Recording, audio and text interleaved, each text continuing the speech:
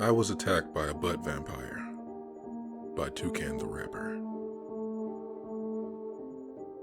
Don't keep scrolling because of the silly title. If you've got a better name for the thing that ate my date an hour ago, I would love to hear it. Mainly because that means you might know how to kill it. That would be useful information because the damn thing followed me home. As I said, it's a butt vampire. I literally cannot think of another name for it. It stopped Benji and I when we were walking back from the restaurant. In case you were wondering, Italian and delicious. It was our third date, which meant, you know what? I was excited. It had been 7 months since I last had you know what. I needed it. It's still been 7 months, except now I'm covered in Benji's bodily fluids. Not the good kind of bodily fluids I wanted to be covered in tonight either. We were walking together hand in hand. He was failing at telling jokes. I was pretending to laugh at them. It was late. The street was empty. That's what made it so easy to hear the tinkling. Hold on a second, Clara. Do you hear that? Is that wind chimes? It was wind chimes. They were coming from down a side alley up ahead. The kind of pokey space between two buildings you definitely don't want to walk down alone at night. Or during the day, but that's mainly because the piss smell was so bad my nose was wrinkling even from a good 10 feet away. It definitely wasn't the kind of alley you heard wind chimes coming from. Nothing good came from alleys like that, even if the low tinkling was soothing in a honey trap kind of way. I tugged on Benji's hand, but I don't think he was as resistant to it as me.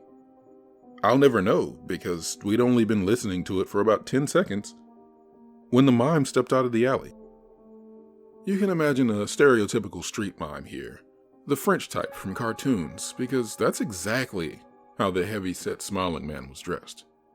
Well, almost exactly. He was wearing large square sunglasses in addition to the ensemble. They didn't clash as much with the beret as you'd think. My grip on Benji's hand went crack-knuckle tight the instant the black and white stripes bounded from the alleyway. Benji, let's go, it's late. Hold on a minute. It's street art. At 11:30 at night? In Wisconsin. Yeah. Do you know what kind of street art happens in weird places at night? The cool kind. For a smart guy, Benji was dumb at a moment when dumb was stupid and stupid meant deadly. It wasn't the cool kind of street art. I knew that straight away, mainly because the wind chime tinkling followed the mime out of the shadows even though he wasn't holding any fucking wind chimes. Benji, shush, shush, shush. At the time, I was angry. I let go of his hand, slapping his arm. My brow suddenly furrowed. A snap decision was made that there would be no you-know-what that night, although apparently not just by me. I think the mime knew it had Benji in its trance.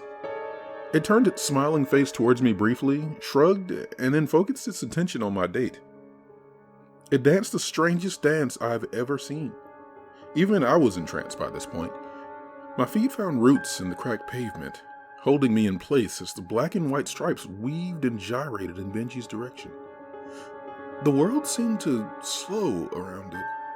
Sounds elongated and warped. The distant traffic noise stretching and deepening, retreating further to the edge of my hearing. The color drained from everything except the mime. Even though he himself was monotone, my brain started to register all the colors possible in those horizontal stripes on his shirt. My eyes still reported the same monochromatic aesthetic, but my emotions fluttered as though I was face to face with a rainbow. Pretty. I heard the words leave my lips like I was 7 again and had just discovered a pearl at the beach. Benji was gawping at the mime, slack-jawed, a trickle of drool running from the corner of his mouth. Then, without warning, the mime stopped wriggling. It was about 3 feet away from Benji when it halted and turned in one fluid movement.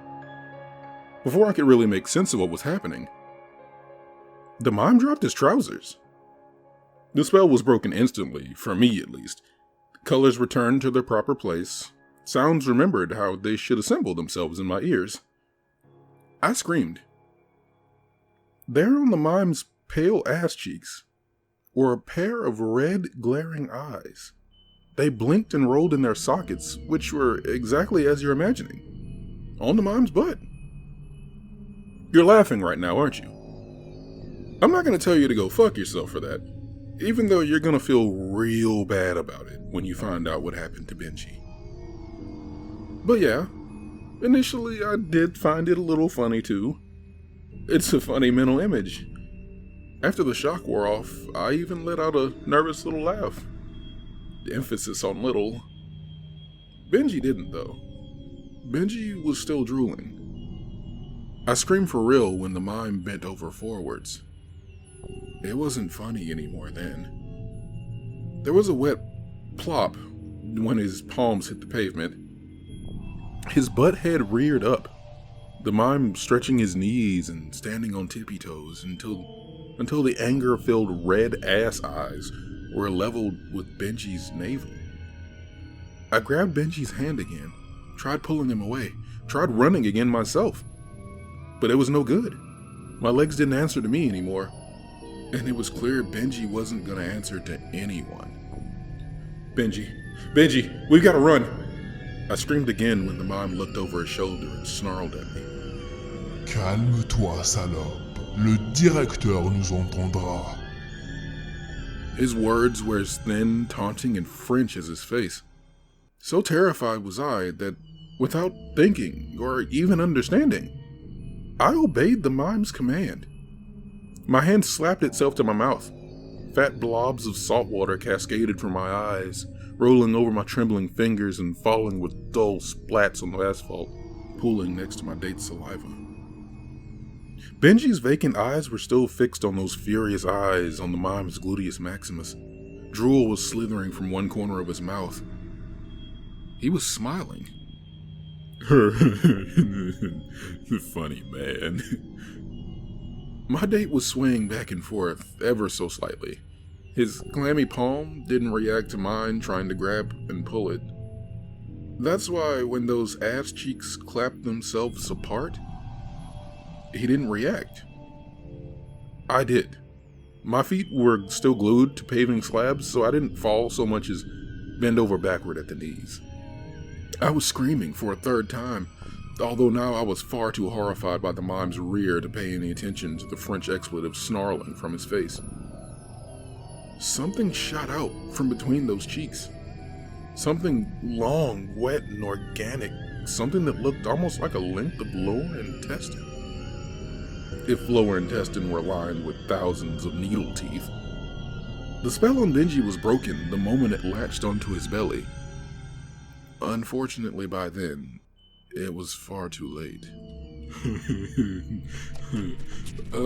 Ow! Clara, what the fuck? Oh my God! He was screaming by the time the sphincterous tube began pulsing and heaving. I could tell Benji's feet were just as rooted as mine.